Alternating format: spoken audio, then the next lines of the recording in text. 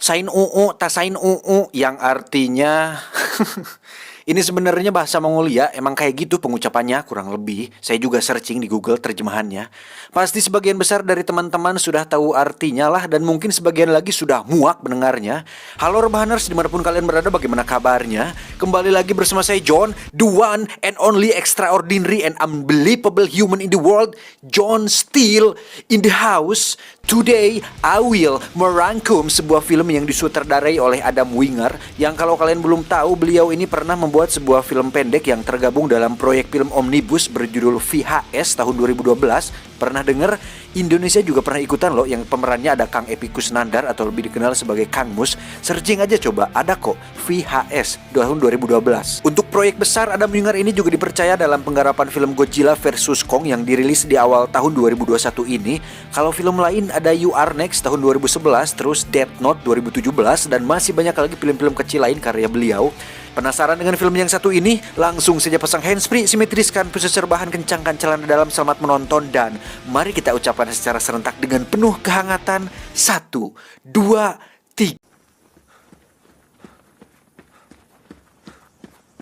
Kisah akan berfokus pada sebuah keluarga yang belum lama ini berkabung atas tewasnya anak sulung mereka di medan perang.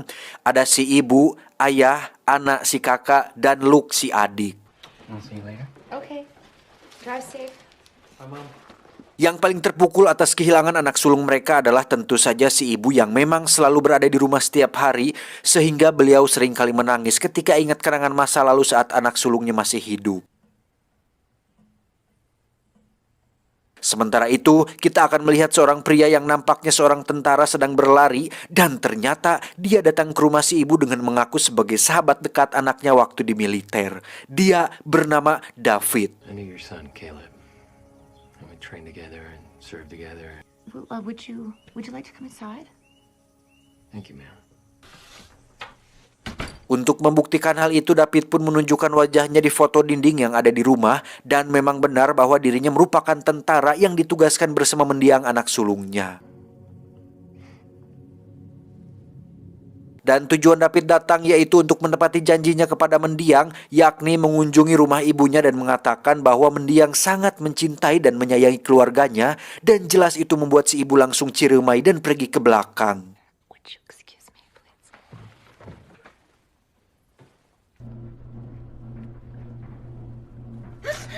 Setelah sedikit lega mendengar mendiang anaknya sangat begitu menyayanginya, si ibu pun nampak simpati kepada David yang rela jauh-jauh datang ke sini hanya untuk menepati janjinya, di mana David diminta untuk menginap semalam saja dan pergi esok hari jika memang ia ingin pergi. It's nice having you here, and I would love to hear more about you and Caleb. Setelah David diperkenalkan kepada Anna yang akan berangkat kerja sebagai pelayan restoran, si ibu pun mengajak David ke kamar mendiang anaknya dengan cukup gegabah, di mana si ibu belum mengetahui asal-usul si David yang sebenarnya, yang walaupun dia mengaku kenal dekat dengan mendiang, tetapi waspada harusnya lebih didahulukan. Bukan suuzon, tapi alangkah baiknya kita cari dulu, tahu siapa dulu gitu, siapa dia, tinggal di mana, RT berapa, siapa orang tuanya. Ingat kata-kata Bang Napi, kejahatan terjadi bukan hanya karena ada niat pelakunya, tetapi juga karena ada kesempatan. Waspadalah, waspadalah. Wow. Dan inilah tamu.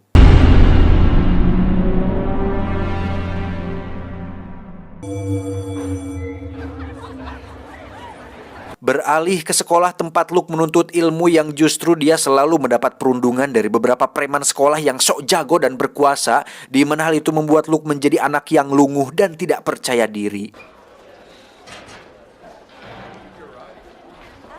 Tiba di rumah, Luke pun langsung berkenalan dengan David, dan saat ditanya kenapa wajahnya lebam, Luke pun mengaku hanya mengalami kecelakaan kecil saat olahraga, yang padahal David menyadari betul bahwa sekolah merupakan tempat yang keras bagi anak-anak lemah seperti Luke. Yeah, that can happen. Yeah. Sebagai tuan rumah yang baik, si ayah pun mengajak David untuk minum-minum sambil mengobrol. Dan ketika si ayah mulai mabuk, dia pun curhat mengenai permasalahannya di tempat kerja tentang seorang karyawan baru yang langsung naik jabatan menjadi manajer. Di mana saat si David menjadi pendengar yang baik dan meresponnya dengan cara yang tidak lebay, si ayah pun mulai simpati dan meminta David untuk tinggal di sana sementara waktu. That's crazy. You don't know where you're going. Stay here for a couple more days. Well, maybe just a couple more days. All right. Singkat cerita, esok pagi pun caang. Luke pun dikejutkan dengan kemunculan David yang menjemputnya ke sekolah, di mana dia meminta Luke menunjukkan yang mana anak-anak yang suka membulinya. Dan saat mereka pergi, David pun dengan sengaja mengikutinya.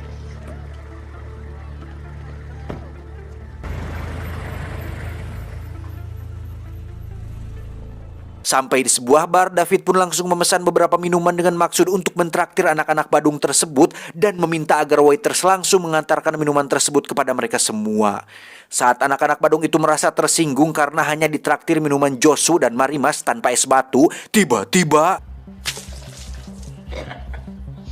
Ya, salah satu anak pun dengan watadosnya menyiram bebenguk si David tanpa tahu dia siapa, di mana pada adegan ini si Luke yang lemah pun cukup dibuat beradrenalin karena takut terjadi sesuatu yang tidak diinginkan. Namun dengan ekspresi tenang dan senyum kecil yang mendamaikan, David pun langsung...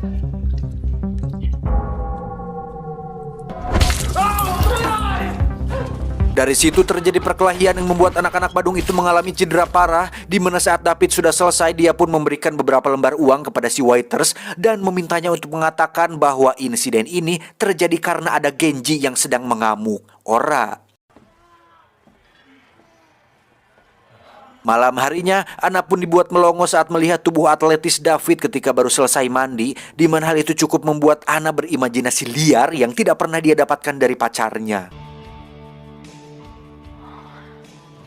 Ana pun mengajak David ke pesta temannya yang bernama Christine. Ini orangnya. David terlihat cukup gagah di antara yang lain saat dirinya mengangkat 2 drum berisi bir yang membuat Christine tertarik dengan sosok si David. Saat mereka sedang mengobrol berdua, muncullah mantan Christine yang sering bertindak kasar, sehingga David memutuskan untuk menghajar babangusnya agar dia kapok dan tak datang lagi, hingga akhirnya David mendapat sebuah hadiah dari Christine. Apa itu? Ya, pasti teman-teman sudah paham.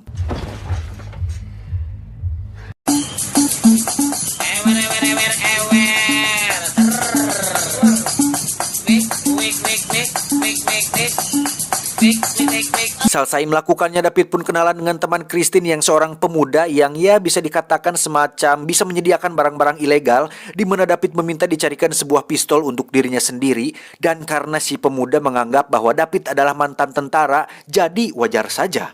I'm a soldier, man. I like guns. Soldiers like guns. Ana pun langsung mengajak David pulang setelah bertengkar dengan sang pacar yang tidak bisa berhenti main judi slot online, sehingga David memberikan beberapa petuah agar Ana meninggalkan pria seperti itu. Namun karena masih cinta, Ana pun masih harus berpikir kembali untuk mengambil keputusan tersebut. Singkat cerita, esok pagi pun tiba. Ana tak sengaja mendengar David yang sedang menelepon seorang dokter bedah plastik mengenai sesuatu hal tentang operasi wajah baru, di mana Ana yang merasa curiga pun langsung menghubungi customer service militer setempat dan memberikan nama lengkap David untuk dijadikan datanya di militer.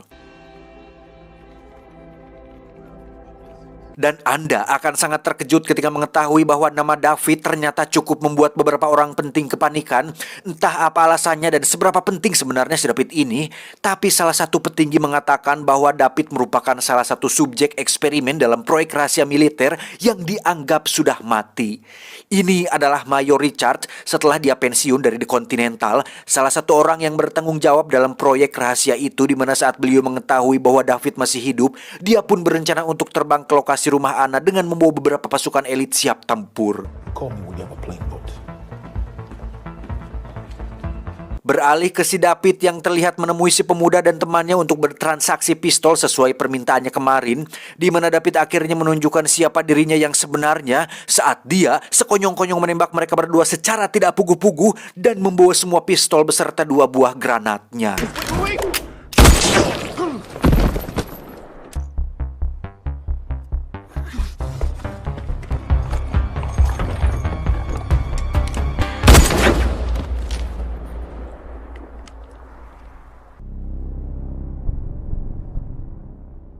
Bersamaan dengan itu, Anna pun dibuat terkejut saat mendapat informasi bahwa David dilaporkan sudah tewas dalam sebuah insiden mengerikan, yang mana saat dia menceritakan hal itu kepada ibunya, muncullah si ayah yang dibuat syok sekaligus senang ketika mendapat kabar bahwa manajer barunya ditemukan sudah tewas di kamar hotel dan beliau dipromosikan menjadi manajer baru di kantor tersebut. Tak lama Anna pun mendapat telepon dari pacarnya yang mengatakan bahwa dia ditangkap polisi oleh karena dituduh menjadi pelaku atas kasus pembunuhan si pemuda tadi siang, di mana polisi telah menemukan sepucuk pistol di kamarnya yang disinyalir merupakan barang bukti atas kasus pembunuhan tersebut. Setelah informasi tentang ketidakjelasan asal-usul David, lalu kabar kematian bos ayahnya yang tiba-tiba dan sekarang pacarnya ditangkap polisi secara tidak puguh-puguh, membuat Anna curiga bahwa David ada hubungannya dengan semua ini, apalagi David tidak pernah menunjukkan kartu identitasnya sama sekali. You're right here. Anna Peterson, you owe him an apology. Fuck you. Hey, now, Anna. Singkat cerita, esok pagi pun tiba. Luke terlihat sedang duduk dengan tenang tanpa sedikit pun mengganggu yang lain. Tetapi si anak badung yang tempo hari ternyata memang punya jiwa usil sejak lahir, sehingga Luke terpaksa membogemnya untuk kemudian dia didorong sampai tersungkur, diakhiri dengan memukul wajah si badung menggunakan papan penggaris. Akibat insiden itu, Luke pun terancam dikeluarkan dari sekolah, tetapi David yang cerdas dan berkarisma pun mengatakan bahwa Luke tidak sepenuhnya salah karena dari pembulian yang dialami Luke selama ini, luka lebam yang masih membekas di wajahnya, dan kata-kata makian yang sering terlontar untuknya, David bisa membawa hal ini ke ranah hukum dengan sebuah kejahatan yang termasuk dalam kategori perundungan, ujaran kebencian, dan kekerasan verbal, sehingga jika Pak Kepsek berani mengeluarkan Luke dari sekolah, maka David akan segera membuat gugatan yang tentu saja bisa merusak nama baik sekolah ini. Hal itu tentu membuat Pak Kepsek menjadi sangat gugup dan gemetaran, apalagi melihat cara David berbicara yang lantang, berkarisma, dan penuh percaya diri, yang akhirnya Pak Kepsek tidak jadi mengeluarkannya. We understand each other. I believe we do, Mr.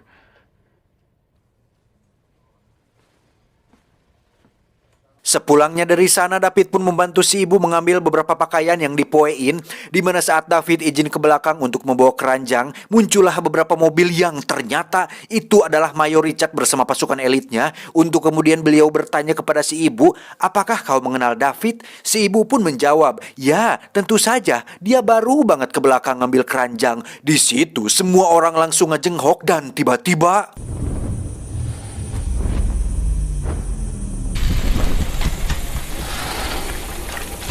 dari situ terjadi baku tembak di mana David langsung loncat ke dalam rumah dan diberondong puluhan peluru berkaliber besar yang tak satu pun berhasil mengenainya. Di mana saat salah satu anggota pasukan elit masuk, justru dialah yang harus tewas oleh David. Dilanjutkan dengan David yang merangkak di bawah tembakan yang murudul begitu banyak sampai dia loncat ke dapur yang di situ sudah ada si ibu yang sedang berlindung. What is happening, David? Oh, those men. It would take too long to explain. Dianggap sudah tidak berguna, David pun membunuh si ibu dengan sebilah pisau, kemudian lari ke garasi dan mengendarai mobil tua milik si ayah, lalu menembak anggota elit terakhir sekaligus membucatkan mobil milik si Mayor. Dalam perjalanan, David pun melihat mobil si ayah yang baru saja pulang kerja, di mana David nekat menabrakkan mobilnya ke mobil si ayah hanya untuk mencegah dia sampai di rumah.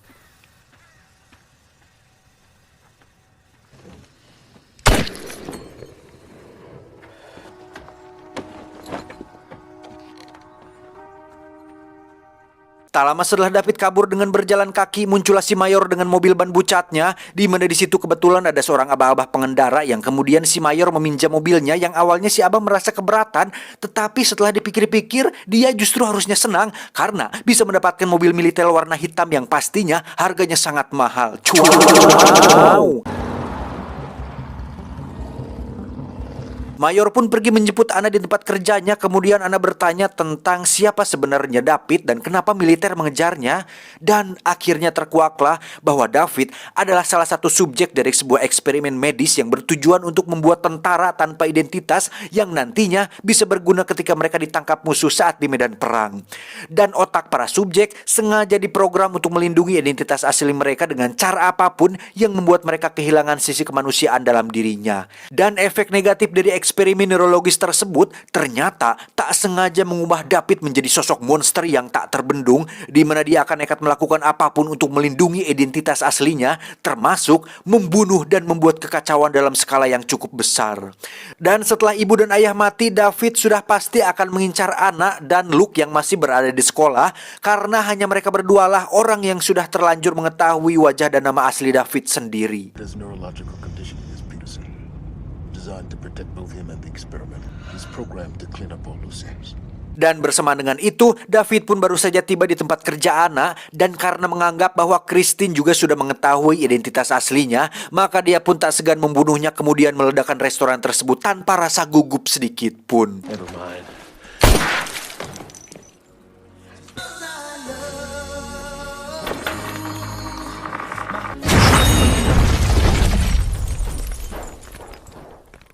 Beralih ke sekolah Luke yang kebetulan sebentar lagi akan diadakan acara Halloween, di mana Luke sedang dihukum menjadi seksi bersih-bersih di acara tersebut. Mayor dan Anna pun langsung mengajak Luke untuk pergi, tapi mereka keburu dikejutkan dengan terbunuhnya seorang guru yang pastinya adalah perbuatan si David yang sudah sampai di sana. Si Mayor pun menyuruh Anna dan Luke untuk pergi duluan, sementara dirinya akan memberanikan diri untuk menangkap si David sendirian. Namun hasilnya tentu saja beliau harus tewas secara mengenaskan, karena David lebih cerdas dan terampil dibandingkan dengan dirinya.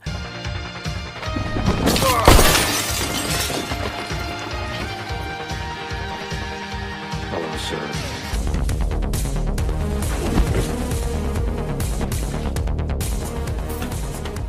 You shouldn't have followed me. Tersisa Anna dan Luke yang secara persentase dan logika mereka berdua hanya punya peluang 5% loh untuk bisa bertahan. Itu pun kalau mereka punya senjata api.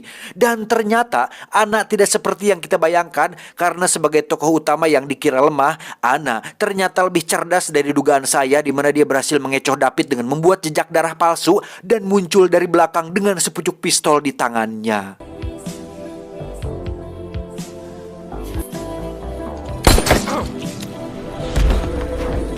Anna pun menembak David di bahunya dan entah kenapa tidak di kepalanya, di mana saat Anna mendekat, tiba-tiba David menusuk paha Anna kemudian mencekik lehernya sekuat tenaga, dan ketika Anna sudah tidak walakaya, tentu saja Luke muncul dengan menikam David dari belakang dan menusuknya tepat di dada sampai David benar-benar tewas kali ini. Don't feel bad. Sebegitu banyak pasukan elit gak mampu loh buat bunuh si David. Malah Luke dan Anna yang masih labil, yang bahkan belum merasakan pahit manisnya hidup, sebegitu mudahnya melakukan itu. Apakah pasukan elit yang mati tadi kurang latihan, atau Luke dan Anna yang memang dibantu sutradara? Namun ternyata tak cukup sampai di sini, karena saat Luke dan Anna sudah ditangani tim medis, Anna pun tak sengaja melihat salah satu petugas yang pincang, di mana itu adalah si David yang masih hidup. Tamat ending yang cukup membagongkan. Pada akhirnya sosok David pun tak terungkap secara detail sampai akhir durasi film, seperti apa eksperimennya, bagaimana dia bisa kabur, dan apa tujuan dia yang sebenarnya pun blank sama sekali. Tak ada apapun yang bisa dirangkai kecuali penjelasan dari si Mayor Richard yang mengatakan bahwa David adalah subjek eksperimen neurologis. Tok, cuma itu doang. Secara alur cerita film pun cukup sederhana. Seorang pemuda tampan dan berkarisma bertamu ke rumah sebuah keluarga, mengambil hati mereka, membeli pelajaran terhadap orang-orang yang mengganggu keluarga tersebut, dan ketika identitas aslinya mulai terbongkar, dia pun membunuh semua orang. Perihal adegan saat David menelpon dokter bedah plastik sendiri, sudah jelas bahwa David ingin merubah wajahnya agar tidak terlacak. Untuk alasan ini cukup masuk akal, karena memang dia diprogram untuk melakukan apapun supaya identitas aslinya tetap rahasia. Sebenarnya kalau Anda nggak penasaran terus nggak nelpon customer service militer, semua ini nggak bakalan terjadi. Karena pada dasarnya David juga akan pergi setelah si dokter bedah itu menemukan wajah baru dan siap mengoperasi David. Cuman ya kembali lagi dasar cecer yang penuh penasaran, si ibu dan si ayah pun jadi korban. Ya mau biji mana lagi? Yowis mau diar kabeh. Pesan yang bisa kita ambil dari film ini adalah tamu yang tidak diundang seringkali disambut baik ketika mereka pergi. Artinya kehadiran seseorang terkadang tidak bermakna untuk sebagian orang dan mereka bahkan menyanyiakan kehadirannya. Hal itu bisa digambarkan pada sepasang kekasih yang kurang bersyukur akan pasangannya, karena orang yang selalu ada untuknya mungkin dianggapnya tidak penting dan tidak menghargainya dengan semestinya.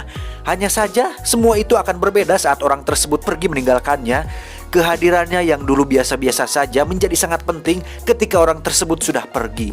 Saat kehilangan, baru menyadari bahwa kehadirannya sangat bermakna.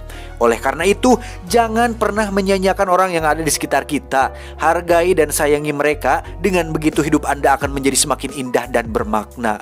Bang Haji pernah berkata dalam sebuah lagu, "Kalau sudah tiada, baru terasa bahwa kehadirannya sungguh berharga. Sungguh berat aku rasa kehilangan dia. Sungguh berat aku rasa hidup tanpa dia." Aye, kecuali si David ya, dia mah memang bagong. Saya John beserta jajaran direksi tim IQ 7 cabang Prancis mengucapkan terima kasih dan sampai jumpa di video selanjutnya. Adios, akun TikTok Abu Jahal.